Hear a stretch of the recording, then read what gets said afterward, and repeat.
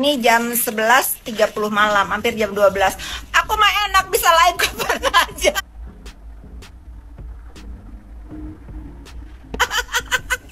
Lagi berkumpul di sini. Gimana nih Ki? Ada selipan handphone di sana. Pakailah. Aku sih nggak keberatan sebetulnya kau punya handphone di lapas itu. Biar kau lihat ngoceh-ngoceh aku ini. Biar update. Ya, masalah Nick Mir memakai HP selama masa penahanannya lagi banyak dibahas nih ya.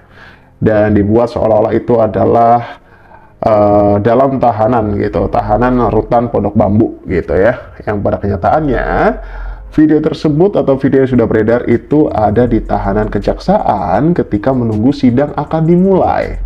Ini faktanya gitu. Nah, kemudian aku akan sedikit cerita nih soal terdakwa itu bisa pegang handphone ketika ada di tahanan kejaksaan gitu ya. Bahwa dulu aku, ini sedikit cerita ya, bahwa aku dulu pernah punya teman yang juga sedikit punya masalah dengan hukum. Kemudian ada sebuah sidang, beberapa part-part sidang gitu ya, yang memang ketika ada di ruang tahanan kejaksaan, ya benar terlihat seperti ada di dalam sel, tapi itu ada di sebuah kejaksaan di persidangan gitu ya. Ya memang seperti itu. Kadang ketika dibolehkan atau diizinkan oleh JPU atau juga pihak kejaksaan, ya boleh-boleh saja gitu. Tujuannya untuk apa? Ya mungkin untuk mempelajari hal-hal yang perlu nanti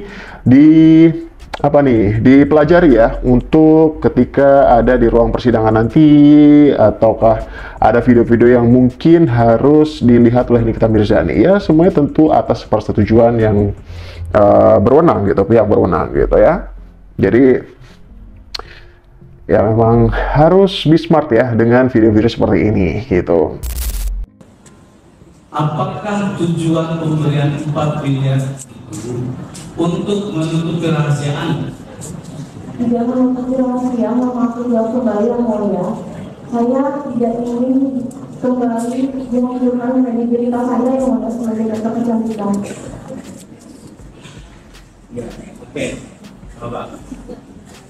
Terus kalau begitu, uang 4 miliar yang tadi diserahkan 2 miliar ke perusahaan, ke ini, selain dalam rangka supaya kredibilitas Anda tidak jatuh sebagai dokter, apa ada lagi yang di belakang itu?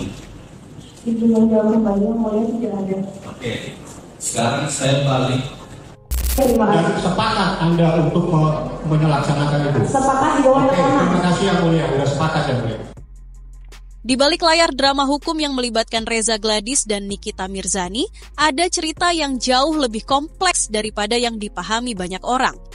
Di ruang sidang, Reza Gladys dengan ekspresi yang agak kebingungan, akhirnya mengakui bahwa ada kesepakatan antara dirinya dan Ismail Marzuki, asisten Nikita Mirzani, yang terlibat dalam transaksi sebesar 4 miliar rupiah.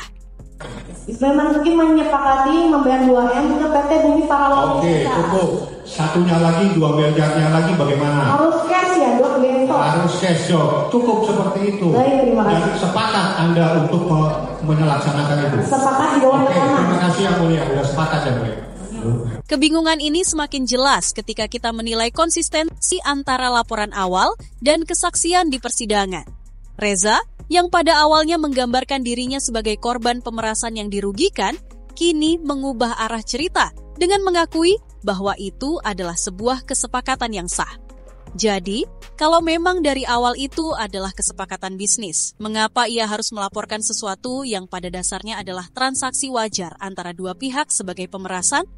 Apakah Reza Gladys mencoba menutup-nutupi kekeliruannya di awal? Atau justru dia mulai merasa terjebak dalam narasi yang dibangun sejak awal?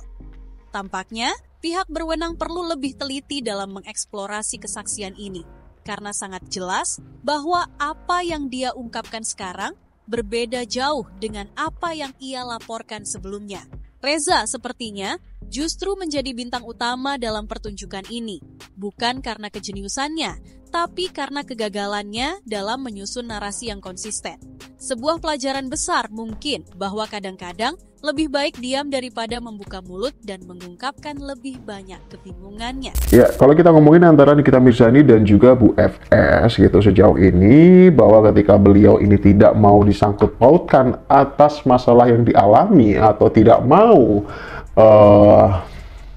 terbawa-bawa atas urusan Nikita Mirzani, yang pada kenyataannya pada waktu itu problem yang terjadi antara Bu FS dan juga Nikita Mirzani itu atas pembulian yang dialami oleh putrinya katanya waktu itu ya gitu. Nah, ketika Bu FS ini keluar-keluar menyatakan bahwa jangan bawa-bawa dirinya dalam kehidupan atau permasalahan antara Nikita Mirzani, dunia perskincarean dan lain-lain. Kemudian beliau kemarin hadir di persidangan untuk hadir di situ, stand up di situ bahwa untuk kasus pembulian saja. Nah, ketika Bu FS ini menolak atau juga sudah membuang jauh-jauh ya antara persahabatannya bersama dengan Nikita Mirzani, harusnya Bu FS ini diam saja gitu. Diam dalam artian kalau memang terbukti Nikita Mirzani melakukan pembulian atau perundungan terhadap anaknya, mungkin bisa dilaporkan saja gitu ya. Ketika Bu FS ini terus berkomentar, pastinya netizen Indonesia tahu sendiri ya bahwa ketika seseorang mengomentari masalah orang lain, tentunya akan dibawa-bawa terus, akan tersangkut paut terus. Termasuk dengan adanya video ini sebagai video penutup juga, ketika Bu FS itu hadir di situ, bahwa this is for you katanya ya, ketika dia menelpon atau video call dengan putrinya yang katanya mengalami perundungan ketika itu ya, gitu. Berikut adalah, nggak tahu ini momentum yang bukan luar biasa ya, nggak tahu ya kebetulan atau gimana, ketika Bu FS ini merekam Nikita Mirzani, menzoom ya, memperbesar figur dari Nikita Mirzani ketika duduk di kursi panas ketika itu. Ternyata Nikita juga notice dan mengacungkan jari tengah seperti berikut ini. Sampai jumpa di video selanjutnya. Bisa mencari dan menemukan kebenaran material. Mohon Ismail Marzuki didudukkan juga di dalam. This is for you. Ya, this is for you. Look at.